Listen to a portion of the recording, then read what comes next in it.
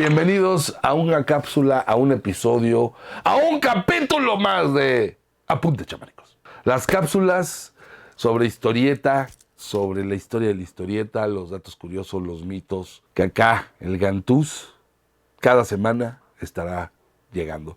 Gracias banda, a todos, bellas damiselas, bola de cuates, por suscribirse. O sea, se los juro, llegamos a 1000 suscriptores y entonces regalamos el print de Elijah Wood y el firmado y el print de Neal Adams exclusivo. Estos dos prints fueron exclusivos de la Conque y están firmados, uno por Elijah Wood y otro por Neal Adams. Para todos aquellos que no pudieron ir o que fueron y no pudieron conseguir el autógrafo, esta es su maldita oportunidad, así que suscríbanse, carajo. No me hagan enojar. No, ya saben lo que pasa cuando el Gantú se enoja. Y bueno, señores, hoy vamos a hablar de un tema que a mí en lo personal pues me entristece un poco, tengo que ser muy honesto, porque esta revista fue fundamental en mi historia como lector y como comiquero. Estoy hablando de la revista Mad. Hace ya unas semanas anunció que se cerraba y causó cierta conmoción, pero no la que debería haber causado la revista que le compitió a Playboy. La única revista en Estados Unidos que le competía a Playboy en ventas en la mejor época de Playboy se llamaba Mad. La cerraron y creo que aquí hay varias lecturas. Pero vamos a enterarnos porque yo sé que muchos de ustedes no tienen ni idea de qué es la revista Mad, porque ya no les tocó. Yo les puedo decir que se perdieron de una de las mejores revistas de humor que han existido en la historia. Es la revista que fue inspiradora del movimiento underground, la que generó una revolución a nivel internacional en el humor y en la forma de burlarse, contestataria, revolucionaria, se burlaba de todo, republicanos, demócratas. Simplemente fue una revista que cambió el esquema. ¿Y por qué lo cambió? Mucho tiene que ver su fundador. William Gaines tenía una editorial, era EC Comics, Educational Comics. Y en ese editorial se publicaban, hubo una temporada donde se empezaron a publicar cómics de terror en los 50. En los 40 la onda era los superhéroes, pero cuando se acaba la Segunda Guerra Mundial empezó a entrar otro tipo de historias y de repente el terror se volvió realmente atractivo. Y estos cómics de EC se volvieron míticos porque eran sangrientos, había unas portadas donde salía una cabeza cercenada, pero se volvieron también el principal foco de ataque de Frederick Wertham, el escritor de La seducción del inocente. Este psicólogo decía que estos cómics pervertían la mente de los niños, al punto de que acabó teniendo que ir a una audiencia al Senado o al Congreso, donde estaban investigando sobre el comunismo, la famosa persecución, la cacería de brujas de Joseph McCarthy, la época del macartismo. Y ahí acabó William Gaines tratando de defender esto. Total, para que no los acusaran de los editores de cómic, DC, Timely, aceptan que les pongan un código, el Comic Code Authority, del cual hablaremos sus alcances y su historia tal vez en otro programa. De ahí William Gaines tiene que bajar, le pone una serie de reglas, una de ellas que no se muestre sangre, no podía haber escenas lúbricas, no se podía incitar al sexo. Total, eran todas las características que tenían los cómics de William Gaines de EC Comics. Obviamente al quitarle esto, poco a poco se dejaron de vender. William Gaines empezó a generar, junto con uno de los grandes genios del humor y dibujante, y uno de los grandes dibujantes que han existido, un cuate llamado Harvey Kurtzman, junto con William Gaines, fundan la revista Tales Calculated to Drive You Mad, historias calculadas para volverte loco. Estos son los primeros números de Mad. Y en estos números eran sátiras de los cómics de superhéroes. Mucho de los cómics que aceptaron el Comic Code Authority. En ese momento, obviamente, a muchos no les gustó la parodia, pero empezaron unas sátiras fenomenales. Popeye, Superman, Lorenzo y Pepita, cosas que realmente hacían reír. Veías a Superman con la capa veías a Clark Kent con la capa de Superman saliendo del traje, veías a Popeye sin encontrar espinacas y Olivia dándole besos a Bluto, en fin, se pitorreaban de todo. Y esto les empezó a gustar, pero eran tamaño cómic. Entonces les empezaron a aplicar las reglas del Comic Code Authority. Para evitar esto, convierten esta publicación, Tales Calculated to Drive You Mad, en una revista en tamaño magazine para que no se exhibiera con los cómics. Entonces no le podían aplicar el Comic Code Authority. Y ahí es cuando nace la revista Mad. Esta revista, que había juntado, yo creo que a los grandes genios del humor de su generación. Tenías un Harvey Kurtzman, pero tenías un Al Feldstein, tenías un Jack Davis. Tenías una gran cantidad de autores, una gran cantidad de creadores humorísticos maravillosos, que durante cierto tiempo revolucionan el humor. Cuando sale Harvey Kurtzman peleado con William Gaines, llega una nueva generación y entonces empieza a llegar Mort Rucker con su dibujo, con sus caricaturas de películas impresionantes, sus sátiras. Llega Proías de Spy vs. Spy, llega Al Jaffee, llega Dave Berg, llega el señorón Sergio Aragonés.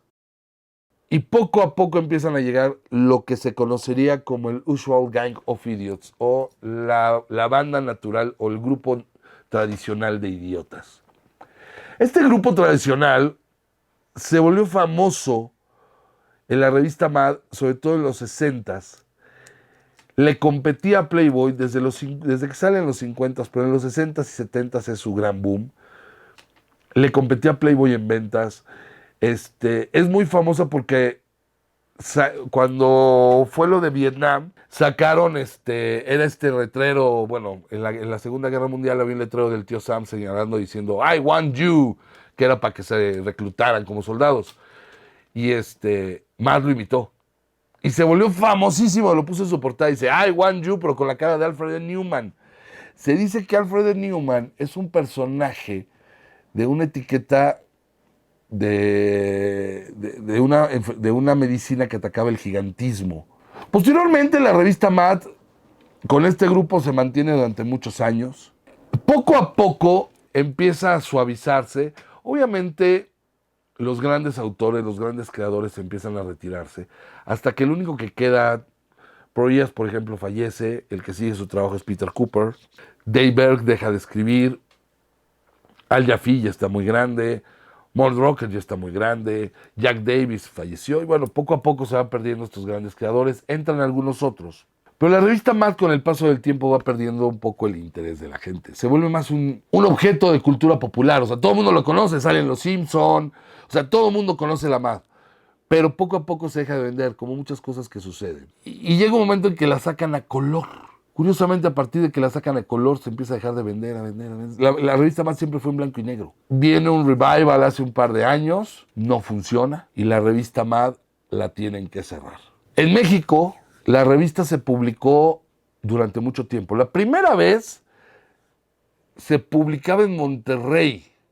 La gente de Monterrey ahí se traducía, por eso luego tenía varios modismos de allá como huerco, o hablaban del Cerro de la Silla, cosas así. Carlos Lankenau la dirigió un tiempo. Y la verdad, fue una gran época, fue cuando yo la conocí. Quien la estuvo dirigiendo también un tiempo fue el maravilloso Sergio Flores, que hacía también sátiras dentro de la revista, las sátiras nacionales. Después de esta etapa de Monterrey, que es cuando yo la conozco en los 80s y que está, ahí es donde yo descubro tal vez mi afición hacia el humor, donde me doy cuenta que Sergio Aragonés es a fucking genius, es el mayor genio del humor que he conocido en mi vida, junto con Fontana Rosa y Quino. Pero bueno, viene después una etapa en CITEM, la toma CITEM, y la empieza a editar Sixto Valencia. De hecho, dato curioso, a Sixto Valencia es muy conocido, tal vez algún día les cuente alguna de las historias de Sixto. Es conocido que lo corrieron, un día no lo dejaron entrar a Editorial Beat, su casa durante más de 30 años. Le cerraron la puerta. Mucho de esto fue porque Manelik de la Parra quiso comprar la licencia de Mad. Y cuando la quiso comprar se dio cuenta que ya habían comprado CITEM y que le iba a editar Sixto. Y dijo, si Sixto es trabajador nuestro, no, era un dibujante como tenía muchos, pero no era un trabajador de él. Sixto nos debe lealtad y no podría haber hecho esto y ya no lo dejó entrar. Esta es una de las razones por las que... Y después pasó lo de la demanda de Memín, esa es otra historia. Algún día platicaremos de Memín, Sixto y estas andanzas, pero esta fue una de las razones. En CITEM se hicieron alrededor de 100 números, un poquito más, no sé. No, menos, como 120, no, como 60. Y de ahí pasó a Enigma, que era Editorial Mina. Editorial Mina le estuvo manejando bastante mal. Me acuerdo que yo colaboré en esa etapa. Hubo una época en que Micro, Ricardo García Micro la estuvo editando y entonces tratábamos de hacerla más chistosa, pero me acuerdo muy bien porque fuimos a ver estos cuates de Mina. Y decía, oye, es que vamos a hacer una sátira de nosotros los pobres o de el rey del barrio de Tintán, ¿no? Decían, es que eso no lo conocen los chavos. Dije, puta, ¿qué importa? Cuando yo leía La Amada había un montón de películas o de series que no llegaban aquí y que yo no conocía y que las conocí por más. No, no me importa. Tiene que ser algo moderno. Y bueno, esa duró 50. La verdad es que ahí hubo ciertas cosas. Utilizaron la revista Mad como Mad Presenta y hacer una versión de Videorrisa bastante chafa. No lo sé, la verdad bastante desagradable. No es la mejor etapa. Y luego ya la última etapa la ha tenido Editorial Televisa, que ha sido muy inconsistente.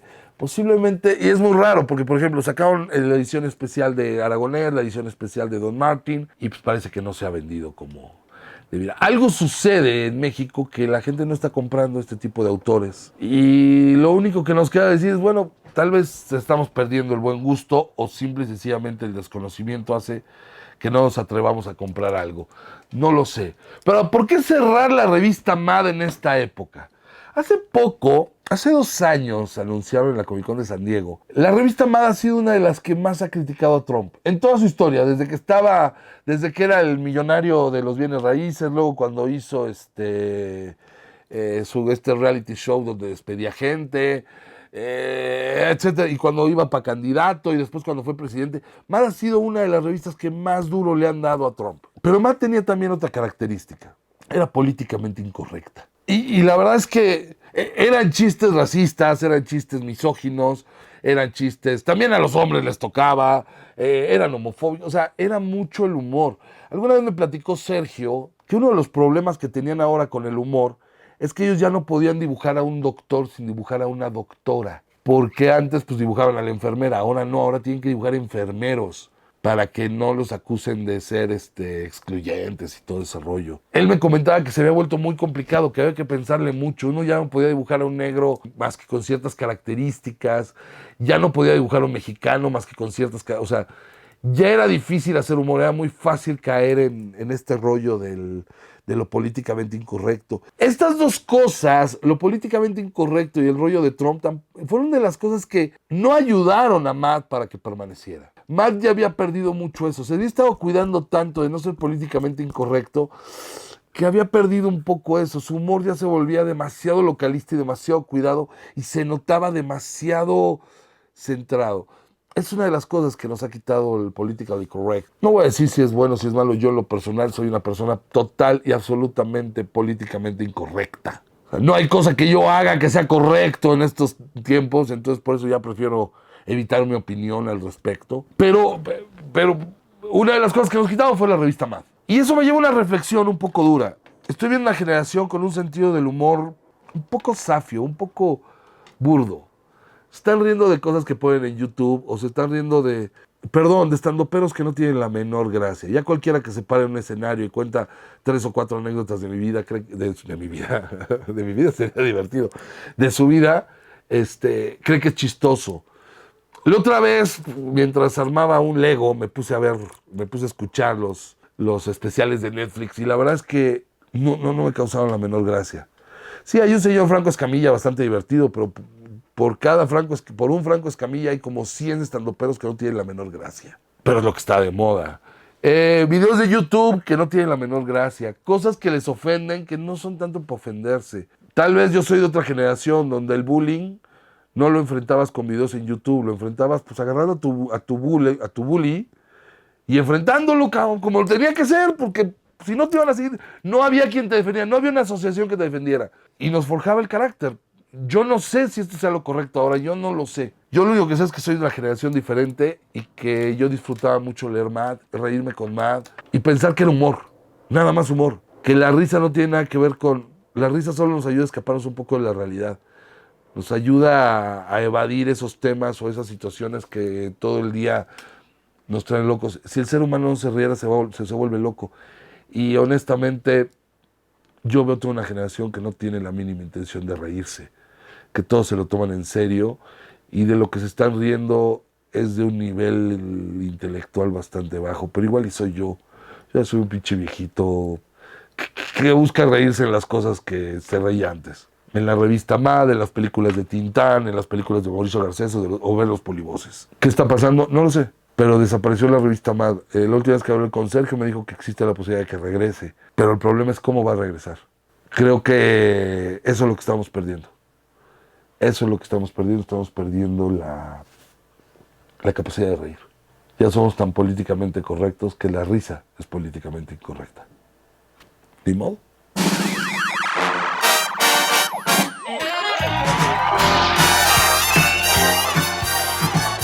Bueno, señores, ahora vamos con las recomendaciones del Gantús. Pues van a ser autores, principalmente los autores que a mí me hacen reír, a mí me parecen grandes genios del humor gráfico, sobre todo eso, del humor gráfico. Y hoy van a ser más de 5, o sea, les aviso que hay por lo menos un par más. Ya todo el mundo lo sabe, no es que el primero que voy a mencionar se llama Sergio Aragonés. Para mí un genio del humor, no usa textos en sus dibujos, creador del cómic de Gru, divertísimo. Yo no entiendo por qué en México no vende Sergio como debería de vender. Gru es un cómic donde, más allá del humor, Sergio explica cosas muy simples. Me acuerdo un cómic donde explica toda la crisis de la vivienda en Estados Unidos. Y lo explica con Gru y con historias de cómo compraban y cómo vendían y cómo inflaron la situación. Bueno, él lo explica. Señores, en serio, si quieren reírse un rato, lean lo que hace Sergio Aragonés. Otro gran genio de la historieta, del humor, del cartón, Roberto Fontana Rosa. Como persona fue una gran persona. Es uno de los grandes genios para contar historias de humor. Si alguna vez tienen oportunidad de ver sus semblanzas deportivas, o tienen la oportunidad de leer Buggy el Aceitoso, o Inodoro Pereira, que es un poco más difícil de entender acá en México porque es muy argentino, pero tiene una gran cantidad de chistes con los médicos, con la cultura, bueno, y tiene historias hermosas. Hay una sobre las leyendas, sobre la mitología, maravillosa. Fontana Rosa es un genio, sí pueden buscar cualquier cosa, sus libros, La Mesa de los Galanes, el libro sobre fútbol, cualquier cosa de Fontana Rosa es una garantía. Yo soy en particular muy fan de Ibáñez, el creador de Mortadelo y Filemón. Me parece que el señor, a pesar de ser muy criticado en España, y puede que con razón, todo este asunto de los negros, de esta gente que lo tiene en su estudio ayudándole a dibujar, a hacer fondos, a todo eso, pero que no les da crédito, en España les ofende mucho. Y tal vez, o sea, sí tienen razón.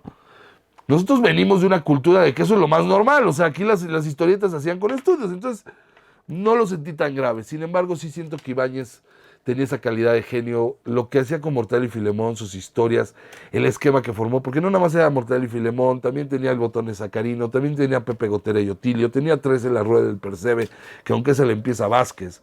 Que añadido, porque los tengo que poner en el mismo nivel, a Ibáñez y a Vázquez. Vázquez, uno de los genios del humor español, pero que era un hijo de la tiznada. O sea, era un güey que como el editor abría los paquetes de originales y nada más revisaba las orillas. Hubo una vez en que dibujó como un tambache así de originales, nada más la orilla para que se las pagaran. Bueno, si tienen la oportunidad de ver la película El Gran Vázquez, en internet está en todos lados, la pueden ver completa. Creo que está en YouTube, está en streaming. Véanla por el amor del santo prepucio de Woody Allen. O sea, neto, una joya el Gran Vázquez. La verdad, entre Ibáñez y Vázquez le dieron forma a la época bruguera en España. Muchísimo, muchísimo vale la pena. Obviamente Quino. Yo no sé por qué Argentina tiene esa capacidad de generar estos genios del humor, pero Quino, más allá de muchas cosas que me llevaré a la tumba, que solo he contado anécdotas que de él, su esposa, de muchas cosas. Él en particular es un genio del humor, sus cosas eran, sus cartones eran geniales. Obviamente Mafalda, a pesar de que nada más lo hizo del 62 al 68, sigue siendo una belleza de historia, seguimos riéndonos con Mafalda y no pierde actualidad. No se pierda lo de Quino. Mexicanos también hay muchos ríos. Lean los Supermachos y van a encontrar un humor fino, difícil, duro, Bueno, tienen que ver también el trabajo. Ese es más difícil de conseguir, pero si pueden conseguir el trabajo de Zib, D-Z-I-B de burro, Zib, es el humor políticamente incorrecto más adorable. Se burla de inválidos, se burla de minusválidos, se burla de todo lo que se pueda burlar y que a la gente le moleste. Eso vale mucho la pena. Y claro, lean lo que sea de Mad. Cualquier cosa de Mad que les caiga en sus manos, sobre todo de los 60s y 70s, léanlo, disfrútenlo. Si pueden conseguir el Mad, Mad sobre la About Mafia, About de Mafia, sí. Eso de belleza, trae las sátiras del Padrino que son buenísimas, trae todo trae sátiras sobre la mafia, divertidísima. Aquí en México salió Mal hecho un ojo a los superhéroes, que también es muy divertido. Ahí sale el chiste que me hizo fan de Sergio Aragonés, que es una tontería, pero me acuerdo que me reí durante horas. Oh my fucking god, qué buen chiste, carajo. O sea, imaginarme a Batman poniendo así de Superman es Clark Kent. Sí, esto me vale madre. Bueno, hay muchos más. Señores, el humor es parte de nosotros. El humor es algo que necesitamos. Reír es fundamental. La gente que sabe reírse de sí misma y de todo tiene menos problemas en la vida. Señores, se fue Gantús. Nos vemos. Esto fue Apuntes Chamánicos. Nos vemos la semana que entra. Suscríbanse. Y ya saben, llegamos a 1000 suscriptores. Denle like. Pongan sus comentarios. Hablen de humor. Cuenten chistes. Para eso están los comentarios. Vamos a reírnos un rato, señores. Porque de eso se trata este fucking mundo. ¡Ay, los!